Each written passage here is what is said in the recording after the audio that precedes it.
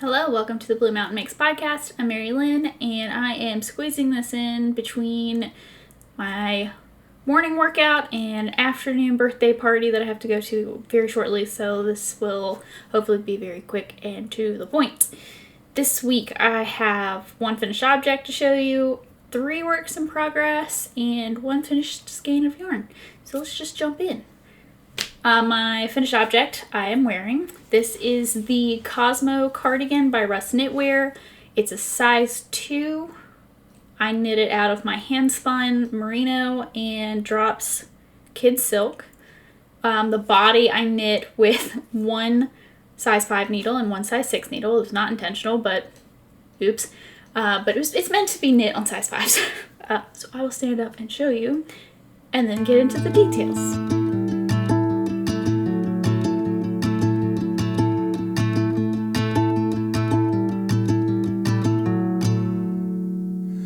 I wish I could see the future, I wish I could see what's left. I know there must be an answer. So, let's talk about this. It's knit flat, obviously, and it is a top-down raglan construction knit. It's got a nice broken rib for the main part of the body, and then you taper out with this little cute point into plain stockinette stitch. I knit my sleeves way too long, even though, like she says, it's gonna grow a little, and I knew it would. They're not horribly long, but I do find, as I haven't worn this out yet. Today is the first day, but I've been wearing it around the house, and I've just been keeping them rolled up, which is actually quite cute, I think. I definitely think I did the button band wrong. Whoops. So there is an option in the pattern for either 3 or 4 buttons. I opted to do 3 because this button band was giving me problems like from the start. It's definitely my fault. So I'm pretty sure the issue is I didn't pick up enough stitches. So you finish your whole, the whole sweater, and then you pick up all the way from the hem around the top, blah, blah, blah, and then you do a double knit button band. I've never done one before. I thought it was going to be a lot harder than it actually turned out to be. I thought I had never done double knitting, but then come to find out, yes, I had many, many years ago. So it was not like doing the actual knitting part was not that bad, but in the pattern, she said go down to a size 2 needle or whatever you need to meet the gauge of, the body of your sweater. I was like, that doesn't make any sense because I was using a size 3 or 4 and it was still coming out to be like too small. So I knit the whole button band on 5s. And I mean, it's as far as maybe I knit it on 4s. I can't remember. I definitely switched from the ribbing section. I did a bigger needle and I regret that because it like really blew out, which it's whatever. It's fine. But I don't think I picked up enough stitches, and I think that had I picked up more, then it would have made sense to have the smaller needle size. So I picked it up twice. I started twice. It didn't go well the first time. I ripped it all out, started again. And by that second time, like, I was not going to do it again. I was not ripping it back. Plus, because this is hand spun, I still had some comb top left that I could have spun more. But didn't really want to. Like, this was all I had left of my first ball. And my second ball was about the same. And I don't think I had enough. I definitely didn't have enough kid silk to do basically twice the knitting what I did. So it worked out for the material I had. And it's fine. I definitely aggressively blocked it. Like, I stretched the button band and pinned it. Because there's give. It's fine. It's fine. I just keep saying, it's fine. Yeah, and it like hangs okay. I think my button spacing's like a little wonky, but if y'all have been here before, you know how I feel about buttons, and I'm not gonna get into it. It's like, I might have to move that button. That's gonna bother me. I hate buttons. I don't know what it is. It's like super simple. You just stick it on there and you sew it a little bit and then you just move on with life, and it's not hard. It makes me like sweaty angry. I don't know why. So the fact that I got these buttons on here by myself and didn't like give in and call somebody to do it for me like a lazy turd, I'm proud of myself. So I'm not gonna use it, like I don't button my cardigans very often, so mostly it's just gonna hang open, but this made such a nice cardigan and I'm so pleased with myself. I'm very happy with how my handspun turned out. This is my first, I think this might be my first successful cardigan. It's definitely got some positive ease. This is a size 3. I knew it would have some positive ease. I did do 2 extra inches on the body because I didn't want it to be really cropped. Yeah. And then it took me literally a week to get the buttons on. Not just because I hate them, but because I ordered the wrong buttons. Like, sorry for the crinkling, but turns out, you know, I'm in the US. Not great with millimeters. This is the size I first ordered. Can you imagine? Versus what I ended up with. It was so... There's like no way that was going through these buttonholes. I felt really stupid. They're really pretty though. They're coconut shell buttons. Got them off Amazon. You know, whatever. Yeah, pretty pleased with that. I'm gonna wear this out today. It is a kid's birthday party, so I imagine I will be getting hot, so I wanted something I could take off. And that's that. Pretty pleased with it. I really like the, this is a cable, for anybody that's interested. It's a 2x2, so it's not bad at all. And the instructions are very clear, and she has a ton of charts separated out by size, so there's like no guesswork at all. This is very well written. I very much enjoyed it. We'll be making probably another one. I'd like to have a green one. We'll see. So yeah, that's that. I'm pretty happy to have this off my needles. And I'm also really happy that the body situation with this 2, I can't believe I did that. I had no idea I did the whole body, 1 size 5, 1 size 6. And then I needed the 5s for a different project, and I was like, I can only find one of them. I don't understand. Oh, because I only used one of them. Whoops. But you really, honestly, I don't think that you can tell. It's not on my sleeves. It's here. And I kind of wonder, like, would I don't know. Did it help, like, rowing out, maybe? Secretly? Did I accidentally help myself without meaning to? Don't know. I think it looks pretty good, though. I'm very proud. 10 out of 10. Good job, me. Haha. Okay. Speeding through. On to works in progress. So, I have 3. First one, a little bit of a sad story. I feel like I have a sad story every week that I'm on here. I feel like it's like, if you're sitting down and doing a podcast and every week you say, oh, if only I would have thought about it ahead of time or planned a little bit better, it would have gone so much better than it did. If you keep saying that to yourself over and over again, you'd think that, like, you'd learn. Do I? No. I just get so excited, I jump right in. So I'm making Brienne Cardigan, another cardigan, why not? I got like obsessed with this pattern last fall, kind of, it flew under my radar, I guess because it's in a book and not, I don't know. Anyways, it's by Brienne Moody. I am making the size 2 because it is apparently pretty oversized. I bought a ton of drops, Flora and Lima and Alpaca, and they had their big alpaca sale in September or October of last year. They do it once a year, and I always just buy like big bulk amounts because I really like all of those yarns. I use them all the time.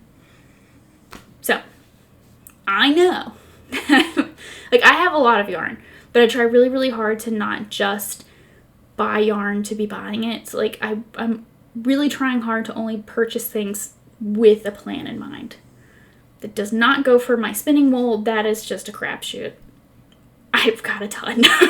But, so, I bought a sweater's quantity. I have another cardigan quantity, 2 sweater quantities of Flora, a sweater's quantity of the Lima, and then this cardigan quantity. So, jumped into the pattern, dropped my ball of yarn, jumped into the pattern, really excited to get started. Blah, blah, blah. And I should have listened to that little voice inside of my head. As I was knitting it, I was like, man, this really doesn't, I don't think I have enough yarn for this. So I started it with this really cool pink, which I knew was going to be my contrast color. I knew that was right. But I knit it in white.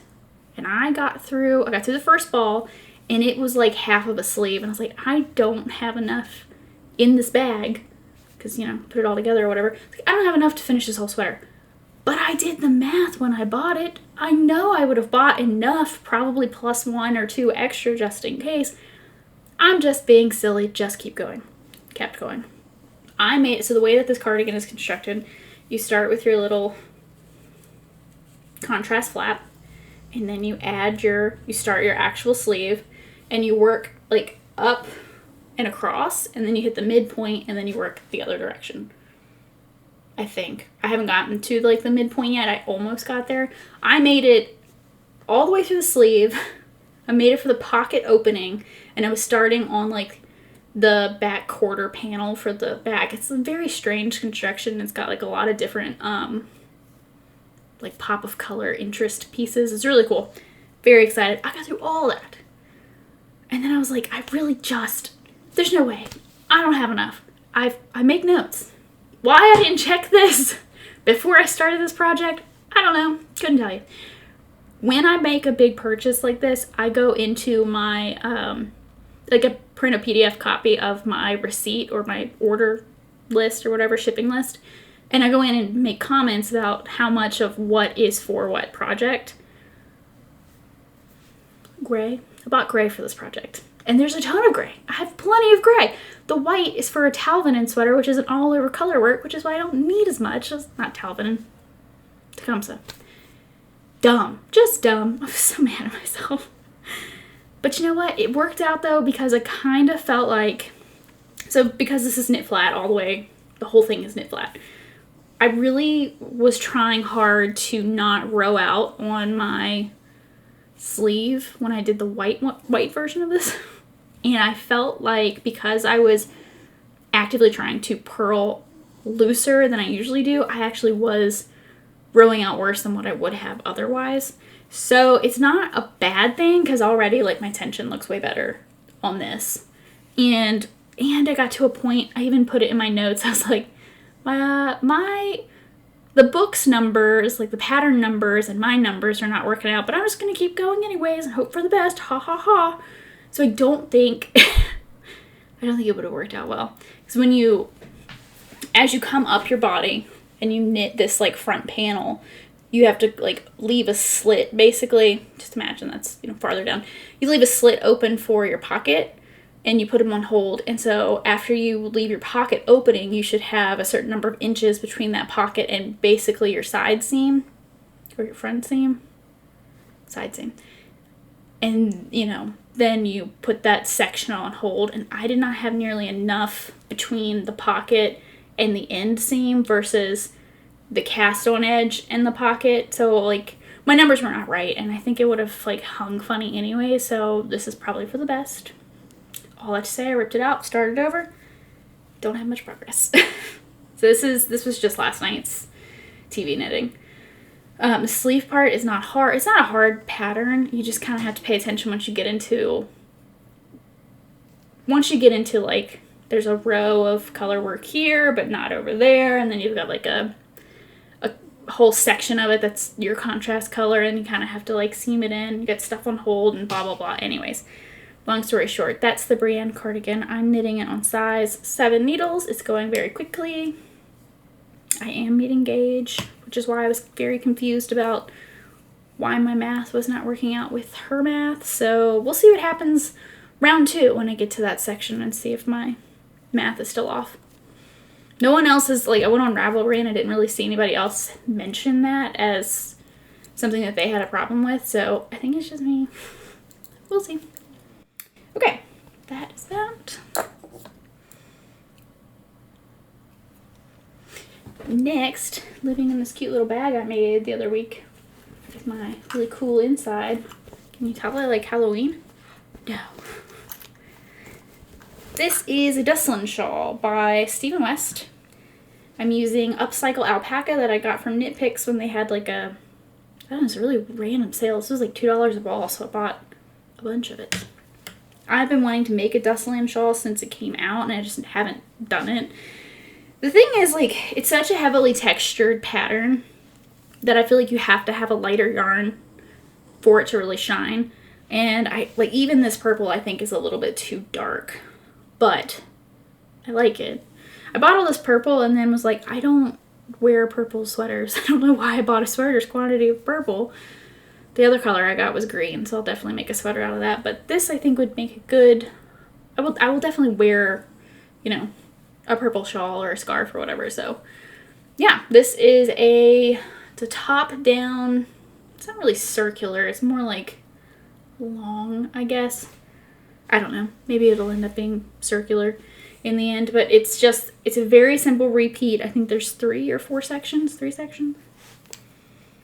Let's count. 3 sections. Yes. There's a moss stitch section, there's a ribbed section, and then there's this like diagonal ribbing kind of deal, which is interesting. It doesn't show up well on camera, but that's what I got so far. And honestly, like, again, not hard, but I can't, like, necessarily, especially for this diagonal ribbed part, like, I can't necessarily watch TV and do it because I did have to tink back, like, 2 or 3 rows because I counted the spacing wrong and basically just had ribbing. So, that didn't work out well. But this is fine. Like, it's not exactly, like, filling me with joy or anything. Like, this is not something that I'm necessarily, like, reaching for and I'm all excited to finish. It's just okay at this point. I'm kind of hoping that, like, it blocks out and looks better than it does, because right now it just kind of looks like a bunch of nothing. Like, it just... There's supposed to be some kind of pattern there, but I don't know if you can tell. So, hopefully it blocks out better. Don't have a whole lot to say about this. I think there's only one size offered in the pattern, and this is also on size 7, so I'm using wooden needles, which I don't usually use. These are very pretty. They're from Knit Picks. I don't use them because I knit one size 4, like, fingering weight Stephen West shawl on these needles, and it stripped the finish off of them. And by the end, my yarn was catching on it, and so I haven't really touched them since then. I'm a Chow Goo girl. That's what it is. That's it. That's all I got about that. My last work in progress I am actually very excited about. This has been on my to knit list forever, but it's going to take me a long time, so it's kind of just been sitting on the to knit list. This is the Talvinen sweater by Caitlin Hunter. This is all I've got so far, but look, my birds have wings! Yay. This is a colorwork sweater. It's a top-down brown yoke. The way that she has the pattern written, you have colorwork here, you have colorwork at the ends of the arms, and there's also colorwork at the hem, and it's a very oversized long sweater. And she increases the size of the needles for the sleeves and for the body so that you get kind of this like A-line shape, which I will not be doing because I do not think that looks very flattering on my body type. So I'm knitting the whole thing on size 3s, which is fun. I'm doing the color work on 4s though. So I do know that even though I actively try to knit loose, it just helps to have at least one size up. So yeah, it's only 3 colors. There's some bobbles in it later on. I don't know if I'll do the bobbles. I have kind of like, it's like a texture thing, but we'll see, maybe. Who knows? This is a size 3, and I'm knitting it on palette, or with palette yarn. Very economical choice. It is 100% wool. I always recommend this for anybody that wants something that's 100% wool available easily in the US, and they have a ton of colors, so I'm a big palette fan. I have one other sweater made out of it and a couple shawls, so, and I always have like one of those bins back there is always full of palettes, so yeah. So far this has been fine. I mean, colorwork sweater. Don't really have a whole lot to say as far as like, I haven't gotten into the meat of the pattern really yet, but yeah, I just started, I think I've got the tail section is just starting for my little birds, which is very exciting. Yeah, this is going to take a long time because it, size 3 needles is going to, that body. I have a bad habit of stopping too soon. Even though I know I want a longer body length than what most patterns call for, I tend to kind of squint my eyes at my ruler and go, yeah, that's close enough, right? Sure. And then I get mad at myself because it's shorter than I wanted it to be. So I think I might knit most of the body, and then when I think that I'm ready to start the ribbing, I'm just going to put it on hold and then knit a sleeve and then come back to it and see if I still think it's long enough. And then that way I'll have time to sit on it. I won't be rushing myself. The stitches aren't going anywhere, you know? It's not like the sweater, that's not holding up the sweater from being finished because I still have to do the sleeves. So I think that's what I'm going to do this time and see how that works. And that might be how I do future sweaters if that works out well. I think I'm going to overcome my own brain by doing that. So, yeah. Hooray. Exciting. Hopefully I'll have that finished before it gets warm outside. I find that most of these things I'm starting, I'm like, am I even going to be able to wear this? Probably not. But yeah, and then the only other thing I have is it's right next to me, so I may as well show it. Not much to say about it. This is the Big Comfy Cardi by Big Comfy Cardi. Do that every time. Andrew Mowry. It is a forever whip. This will maybe get done by next fall. This just sits next to my computer. Like, this is the last time I showed it to you guys. I was there. I haven't made a whole lot of progress. It's not the most exciting thing in the world to knit. It's just a giant square that you then shape into a cardigan, and you have to add the sleeves and a giant fluffy shawl neck collar. So I don't really show it that often. Now I'll have to move my little Mothman guy up. It looks like a bat. It was supposed to be a Mothman. I made that myself, if you can't tell. Didn't do a very good job. But yeah, it's fine. This is Fisherman's Wool. You knit this on size 4 needles. It is a 4 stitch, 4 row repeat. Very simple. Not really exciting. So just thought I'd mention it because it's literally right next to me. It lives next to my keyboard so that when I am in meetings or if I am playing a very boring game or something, I just knit on it. Alright, last but not least is my most recently finished handspun. This is a merino that I got at Rhinebeck. I bought like a pound or a pound and a half of it, and my goal was to use that as practice for dyeing because I just can't wrap my brain around it for some reason. I think I don't have enough acid, or like something in my ratios is off, so I just kind of felt like I'm gonna learn by doing. So I like to have hand-dyed wool to spin, so I'll just dye my own. This is not at all how I thought this was gonna come out. It was supposed to be like a teal, more of a teal, light blue, dark blue, and then brown. There's no brown in this. So the brown broke really bad and turned into these really strange colors. Like, I don't even know if I can find where it is in here. But this actually turned out way better than I thought it would. Don't mind my sloppy skein. I really like it. This was my first time doing a 3-ply too. So this is like a really proper worsted, I would say. I say that. I tend to spin pretty fine. So this was my first 3-ply. Turned out really pretty. I was pleased with myself. This is one of those things, like, I was really disappointed when I pulled that braid out, like dried it. It wasn't what I wanted it to be. It was not, I just didn't think it was going to look good together. So I separated it into, like, I took the one long strand and just like cut it into 3 sections and then just spun each section by itself and then spun it all together. And it is, I really, really, really like it. I'm very pleased by it and kind of surprised that I did this. So if you're not super duper thrilled with something at first, give it a chance and go from there. Now the real fun part is I don't really wear blue, so I don't know what I'm going to use this for. I have a couple of like really thin spots. I always find that to be, tangent, very interesting that even with a 3-ply, you would think that as you're spinning, you're trying to keep things pretty consistent, but you're inevitably going to have thicker or thinner spots at some points because you're a human, you're not a machine. But in my mind, I always assume, well, this one out of 3 strands has a thinner spot. The other 2 will compensate for that. But inevitably, somehow, I managed to get 3 strands of small that I happen to be spinning at the same time, and then it turns into this little teeny tiny thing that looks like that. I don't know. It's just funny how that works.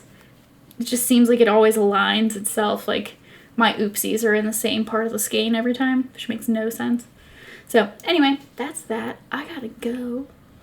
I hope things are going well for you. I hope you have beautiful weather. Here it is very sunshiny, but also extremely cold this weekend, but I'll take it. I will go for a walk and wear all of my wools, and it'll be great. So I hope you're doing something that you enjoy this weekend. Be kind to yourself. I will see you again very soon. Bye for now.